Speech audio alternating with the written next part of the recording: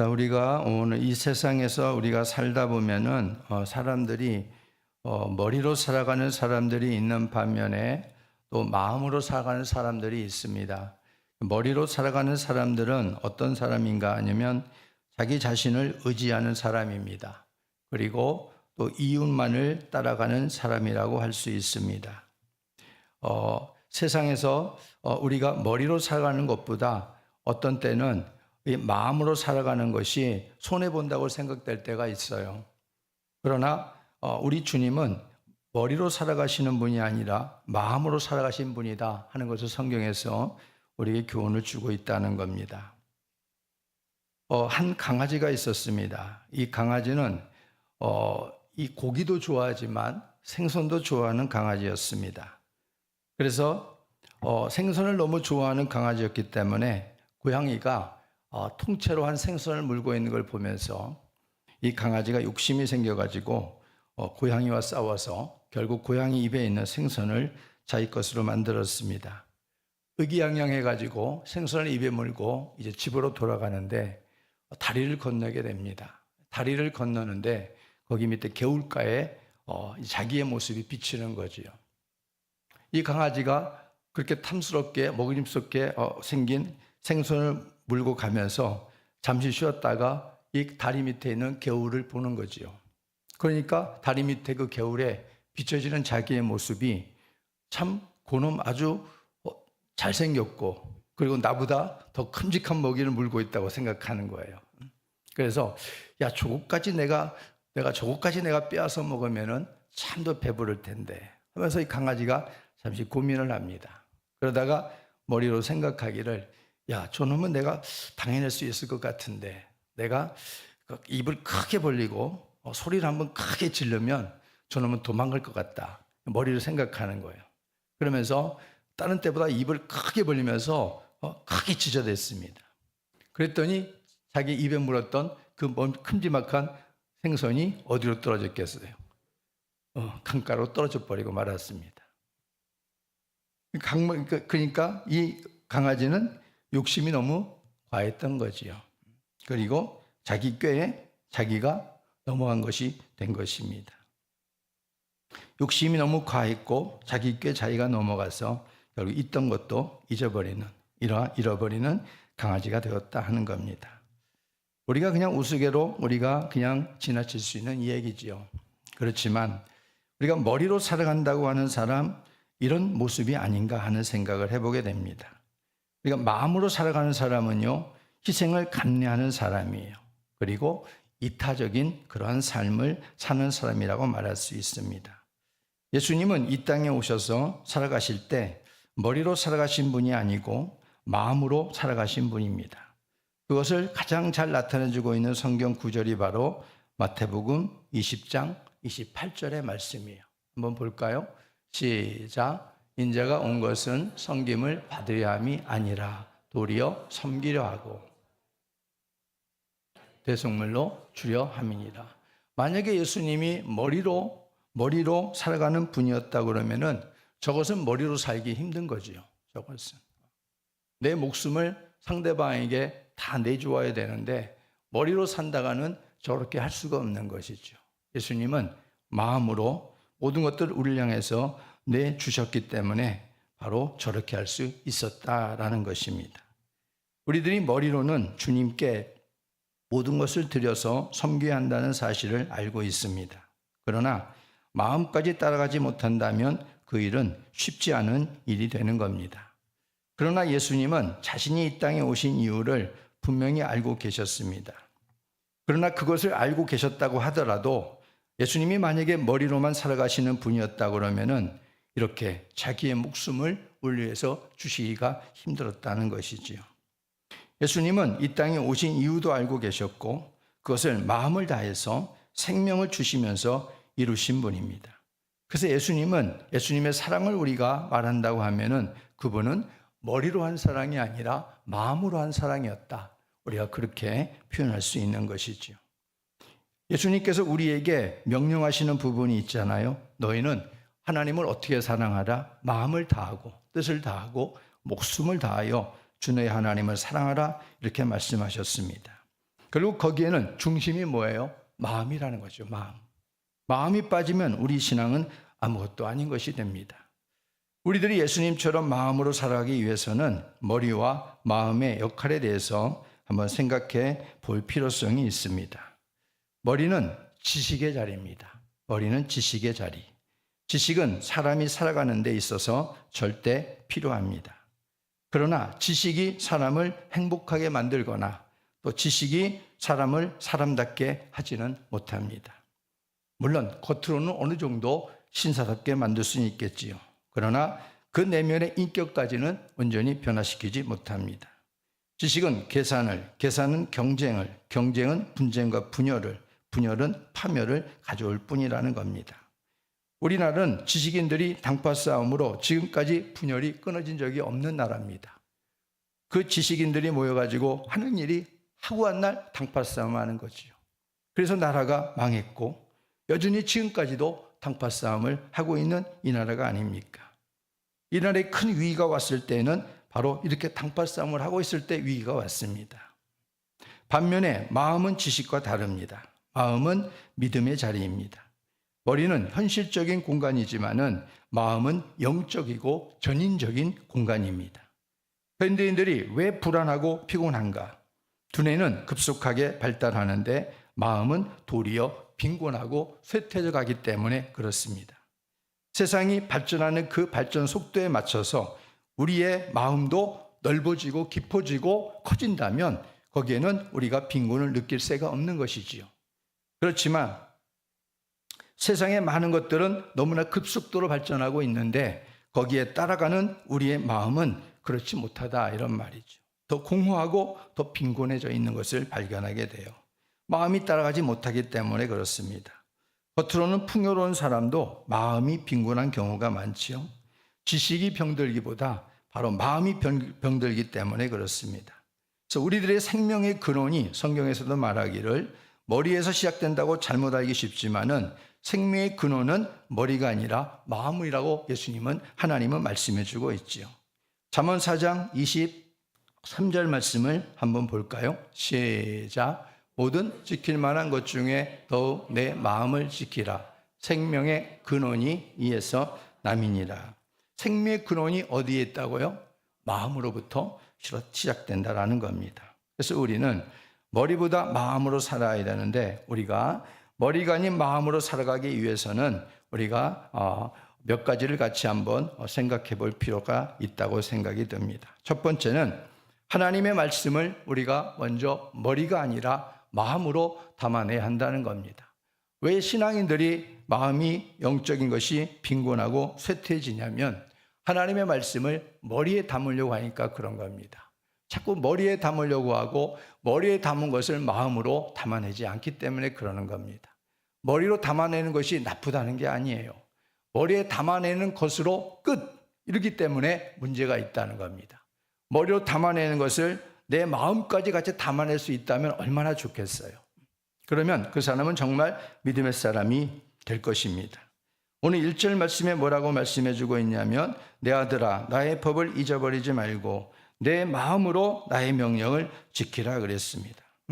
내 머리로 나의 명령을 지키라가 아니라 내 마음으로 나의 명령을 지키라. 이렇게 하나님께서 말씀해 주고 있다 이런 말이죠. 3절 말씀도 보면은 인자와 진리가 내게서 떠나지 않게 하고 그것을 내 목에 매며 내 마음판에 새기라. 내 머리에 새기라가 아니라 내 마음판에 새기라 이렇게 말씀해 주고 있습니다. 사실상 우리 머리에 모든 기억력 장치가 있습니다. 그런데도 불구하고 성경은 하나님의 말씀을 내 머리에 새기라가 아니라 내 마음판에 새기라 이렇게 말씀해 주고 있다는 거예요. 왜 그럴까요? 바로 우리 마음이 믿음의 자리가 되기 때문에 그렇습니다. 5절도 마찬가지지요. 너는 마음을 다하여 여호와를 신뢰하라 이렇게 말씀해 주고 있습니다. 그래서 하나님의 말씀을 머리로 담아내는 사람은 성경에서 바리새인이고 사두개인으로 나오고 있는 겁니다. 왜 사두개인 바리새인들이 나오게 되어지는가? 그들은 하나님의 말씀을 머리로만 담아내기 때문에 그렇습니다. 머리로만 담아내고 그 담아낸 머리를 가지고 찾고 계산하고 판단하고 정죄하는 겁니다. 그래서 바리새인과 사두개인이 나오는 거예요. 머리로만 담아내면 내가 하나님 앞에 진실되게 변화될 수 없어요. 말씀은 변화의 능력이 있습니다. 생명이 있는 말씀이지만 그 생명의 말씀이 내 안에 변화를 못 일으킵니다. 그 말씀이 마음으로 내려와서 마음으로 담겨질 때 그 마음을 하나님의 말씀이 변화시키는 것이죠. 신앙생활을 60년, 70년, 80년 했는데 왜 당신은 변화되지 못했습니까? 말한다고 그러면 어쩌면 여기에 그것이 문제의 키가 있을 수도 있습니다. 하나님의 법을 머리와 마음으로 담아내면 주님의 제자가 되지만 하나님의 말씀을 머리로만 담아내면 바리새인과 사두개인이 되는 겁니다. 그래서 우리가 성경 공부를 한다고 해도 위험스러운 부분이 여기 있는 거예요. 성경을 몰랐던 것을 알고 우리가 더 많은 것들을 내가 배웠다라고 말하지만 그러나 그의 마음과 인격의 모습은 변하지 않는 거예요. 그러니까 이것이 어떻게 보면 성경 공부의 하나의 어떻게 보면 잘못된 우리가 빠질 수 있는 그런 모습이라고 말할 수도 있습니다. 성경을 우리가 배우면 성경 속에서 우리가 머리로 배우고 그것을 배운 것을 마음으로 끌어내려서 그것을 느끼고 또 그것을 경험하고 그게 어떤 맛인가라는 것을 우리가 경험하고 그렇게 하나님의 말씀을 또 우리가 살아내는 이런 부분이 따라갈 때 바로 우리는 주님의 제자가 된다는 것입니다. 주의 말씀을 머리가 아닌 마음으로 담아낼 때 우리들의 믿음이 그때 성장합니다. 바람이 불어도 넘어지지 않아요. 마음에 담아놨는데 절대 날아가지 않습니다. 마가복음 6장 50절에서 주의 제자들이 이제 예수님과 사역을 하면서 예수님의 기적을 보고서 제자들이 그 다음에 갈릴리 바닷가를 건너가게 됩니다. 건너가다가 거센 풍랑을 만나게 되지요. 거기서 풍랑과 씨름하는 가운데 바다 위로 걸어오시는 주님을 보았습니다. 거기에 수제자였던 베드로가 어떻게 해요? 야 주님, 저도 주님처럼 바다 위를 걸으라 명령해 주십시오. 예수님이 명령하니까 베드로가 배에서 뛰어내려 바다 위에 걷기 시작하게 합니다. 그런데 주변에 풍랑이 일었잖아요. 바닷속으로 금세 빠져들어가는 부끄러움을 당하게 되었습니다. 그때 그런 상황에 대하여 마가복음은 어떻게 표현하고 있냐면은 제자들의 마음이 둔하였다 이렇게 표현해주고 있어요. 제자들의 마음이 둔하였다. 마가복음 6장 52절 말씀을 한번 보겠습니다. 시작. 이는 그들이 그 떡 떼시던 일을 깨닫지 못하고 도리어 그 마음이 둔하여 졌음이로라. 오병이어 기적 후에 바로 그들이 이 갈릴리 바다를 건너게 되었고 그리고 제자 중에 하나인 베드로가 그렇게 했다가 바닷속으로 빠져들어가게 된 것입니다. 그래서 이 부분과 연결해서 마가는 바로 이렇게 말해주고 있는 거예요. 예수님께서 기적을 일으키며 떡을 떼시던 일을 깨닫지 못하고 도리어 그 마음이 둔하여졌다. 만약에 떡 떼시던 일을 기억하고 깨닫고 정말 그것이 그 마음에 담겨져 있었다고 한다면 그들은 바로 주님께서 행하시는 그 일들 앞에서 능히 이런 일을 당하지 않고도 나음이 있었다 이런 말이죠. 깨달음의 자리는 머리가 아니라 마음입니다. 마음이 둔하여지면 깨달을 수가 없고 그들의 믿음이라고 하는 것은 마음으로 믿는 믿음이 아니라 머리로만 믿는 믿음이었기 때문에 그렇게 된 것이다 라는 것입니다. 그래서 우리는 신앙생활을 해나가면서 언제나 우리가 조심해야 될 부분 중에 하나가 유의해야 될 부분 중에 하나가 언제나 하나님의 말씀을 머리로 담아내는 것으로 끝내서는 안 됩니다. 머리로 담아내고 마음으로 담아내는 우리의 신앙이 되기를 주의 이름으로 부탁을 드립니다. 그럴 때 거기에 믿음이 생기고 거기에 신앙이 성장하게 되어지는 것입니다. 그리고 두 번째 보면은 머리보다 마음으로 하나님을 신뢰해야 됩니다. 머리보다 마음으로. 하나님은 우리들의 마음과 패부를 살피시는 하나님이라고 하셨습니다. 에레미야 17장 10절 말씀도 한번 볼까요? 시작. 나 여호와는 심장을 살피며 패부를 시험하고 각각 그의 행위와 그의 행실대로. 예수님은 심장을 살핀다고 그랬어요. 또 패부도 예수님이 시험하신다 이렇게 말씀해 주고 있어요. 우리들이 육체를 신뢰하게 되어지면 항상 우리의 생각과 마음이 어떻게 되냐면 육체가 원하는 대로 따라가게 되어져 있잖아요. 육체를 신뢰하게 되어지면. 근데 반대로 우리가 우리의 마음이 하나님을 신뢰하게 되어지면 육체는 어떻게 되어져요? 하나님을 신뢰하기 때문에 하나님을 신뢰하는 그쪽으로 우리가 따라가게 되어진다, 이런 말이죠. 오늘 5절 말씀에서 너는 마음을 다하여 여호와를 신뢰하고 내 명철을 의지하지 말라, 이렇게 말씀해 주고 있습니다. 머리로만 살지 말라, 이 말이죠. 내 명철을 의지하지 말라, 이 말은 내 머리로만 살지 말라. 내 마음을 다하여 여호와를 신뢰하라, 이것은 마음으로 살아라, 이 말 아니겠어요? 마음으로 살고 마음으로 하나님을 신뢰하고 내 머리로만 하나님을 신뢰하지 말아라. 머리로만 하나님을 신뢰하게 되어지면은 바로 어떤 큰 사건 앞에서 내 머리는 벌써 계산기를 두들기고 있을 겁니다. 그러면 우리의 이성과 이것이 맞닥뜨려서 용납이 안 되면 내려놓는 거예요. 포기하는 거예요. 그러나 마음으로 여호와를 신뢰할 때 맞닥뜨린 사건 앞에서 우리는 마음을 다해 하나님을 신뢰하게 되어집니다. 거기에 믿음의 자리가 된다고 말씀드렸듯이 그 믿음으로 하나님을 더 붙들게 되어지는 것이지요. 우리들에게 냉철한 이성도 필요해요. 그러나 우리들이 마음으로 살게 되면 계산적으로 살지 않고 뜨거움으로 살게 됩니다. 뜨거움은 머리에 머무는 것이 아니라 마음에 머무르기 때문에 그렇습니다. 우리의 마음을 여러분의 신앙생활로 살펴보게 되어지면은 내 마음이 어느 때 뜨거웠는가를 생각해 보면 알 것입니다. 내 마음이 어느 때 뜨거웠는가, 내 마음이 어느 때 간절했는가, 내 마음이 어느 때 열정적이었는가, 하나님의 말씀이 머리가 아니라 가슴에 담겨질 때가 아니었는가, 우리가 그것을 돌아볼 수 있을 것입니다.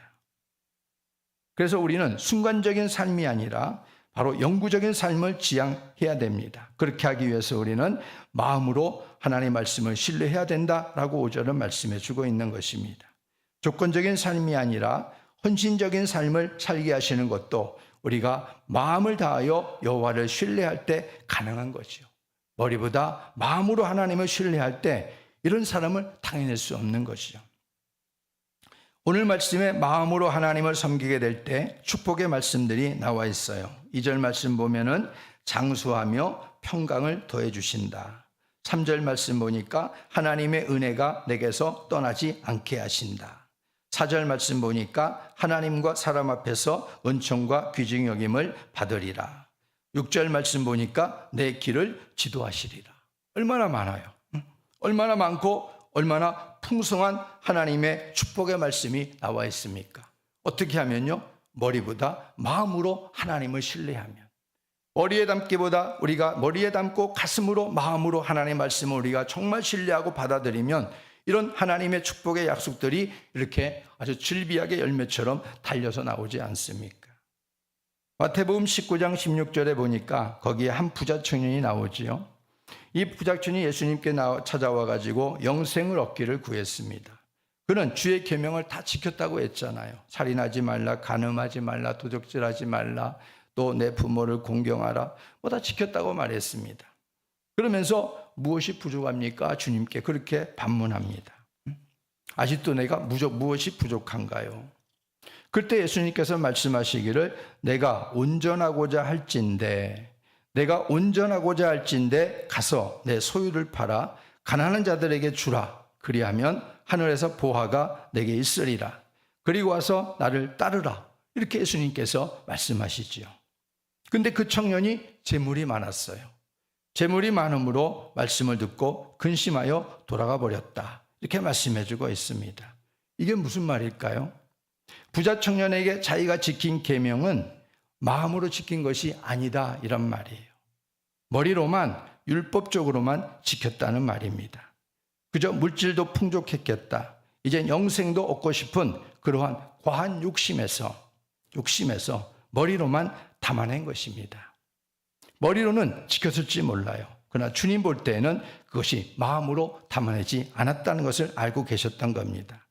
만약 그가 진정으로 마음을 다해서 율법을 지켰다고 한다면 그 율법이 말하는 율법의 정신이 뭐예요? 그것은 바로 사랑입니다. 사랑. 율법의 본질은 사랑이거든요. 그것을 찾았을 것이고 바로 주님의 말씀에 기꺼이 삭개옷처럼 물질보다 주님을 더 따랐을 것이다, 이런 말입니다. 율법을 마음으로 이 청년이 지킬 수만 있었다면은 소유를 팔아서 가난한 자들에게 사랑을 베풀 줄 아는 이 부분들을 분명히 간파했을 것이라, 이런 말이지요. 그런데 부자 청년은 그러지 못했어요. 머리와 그리고 가슴으로 그 말씀을 지키지 못했기 때문에 그렇습니다. 예수님께서 머리에 담아낸 그 계산을 내려놓으시라고 하시니까 그 청년은 다시 머리가 복잡해진 것입니다. 이거 도대체 어떻게 해야 될까? 근심하여 돌아갈 수밖에 없는 것입니다. 그래서 우리는 물질 때문에 근심하며 돌아갔다라는 부자 청년의 이 말에 우리가 한번 곰곰이 묵상을 해볼 필요성이 있는 것이지요. 천국은 우리가 예수 그리스도의 십자가의 은혜로 말미암아 천국이 우리에게 주어졌습니다.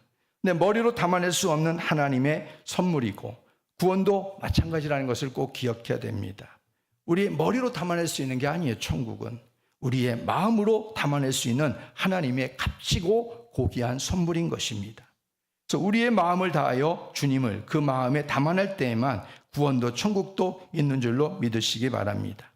사도 바울을 보십시오. 사도 바울은 그러한 자신의 변화된 삶을 이렇게 고백하고 있습니다. 빌립보서 3장 8절 말씀 시작. 또한 모든 것을 해로 여김은 지식이 가장 고상하기 때문이라. 내가 그를 위하여 모든 것을 잃어버리고 배설물로 여김은 그리스도를 얻고 그랬어요. 여기서 사도 바울의 고백하는 모습을 보면요, 그리스도 예수를 아는 지식은 사도 바울은 머리로 받은 것이 아니다. 그것은 바울의 마음에 담아낸 구원의 말씀을 말하고 있는 겁니다. 그동안 자신이 정말로 유익하다고 생각했던 모든 것들, 율법의 모든 것들을 이 사도 바울은 목숨을 다해서 이걸 지켰거든요. 근데 목숨을 다해서 지켰는데 나중에 예수 그리스도를 마음으로 받고 보니까, 십자가의 은혜를 마음으로 느끼고 보니까 그 모든 것들은 다 쓸데없는 쓰레기 같은 배설물로 여겨지는 바울의 고백을 들을 수 있다, 이런 말입니다. 그리스도를 얻었다는 얘기는 바로 머리로 그리스도를 받았다는 게 아닙니다. 그리스도를 정말 마음으로 깊숙이 그리스도를 모셨다는 얘기가 아니겠습니까? 머리가 아닌 바울의 마음에 담아낸 예수 그리스도, 그러니까 그에게는 모든 것들이 다 하찮게 여겨지는 거예요. 이제 정말 값진 것이 예수 그리스도를 아는 이 가장 고상한 것이구나. 주님만이 가장 고상한 분이시구나. 그 주님이 주신 이 복음만이 내가 정말 하나님 앞에 가장 내가 거기에 목숨을 바칠 만한 아주 고귀한 것이구나 하는 것을 바울이 알게 되었다는 거지요. 바울의 마음에 그리스도의 말씀을 담으니까 그동안 귀하게 여겨졌던 모든 것들이 허상이고 주의 말씀, 복음보다 더 고상하고 소중한 것이 없다라는 것을 바울이 깨닫는 그런 고백을 여기 하고 있는 것입니다. 우리들은 지금 머리로 신앙생활을 하고 있습니까? 아니면 마음으로 신앙생활을 하고 있습니까? 한번 우리 가슴에 손을 얹고 생각을 해볼 필요성이 있습니다. 머리로만 하는 것이, 머리로 신앙생활하는 것이 나쁘다는 게 아니에요. 머리로 신앙생활하는 것으로 끝나지 말라는 겁니다.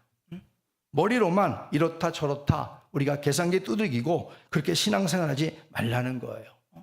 잘못되고 잘되고 하는 것을 머리로 우리가 계산할 수 있어요. 그렇지만 그것으로 끝나지 말라는 것이죠. 그 머리로 신앙생활하는 것을 우리의 가슴으로 깊숙이 좀 끌어내려야 된다는 겁니다. 그리고 느껴야 된다는 거예요. 주의 말씀을 우리가 느끼고 그 말씀이 나에게 정말 뭐라고 말씀하시는가, 나에게 주님께서 지금 뭐라고 나에게 지금 말씀하시는가, 이것을 우리가 마음으로 느껴야 된다, 이런 말이죠. 우리는 이 세상을 살면서도 머리가 아닌 마음으로 살아가신 예수님을 본받는 삶을 살아갈 수 있기를 주의 이름으로 축복합니다.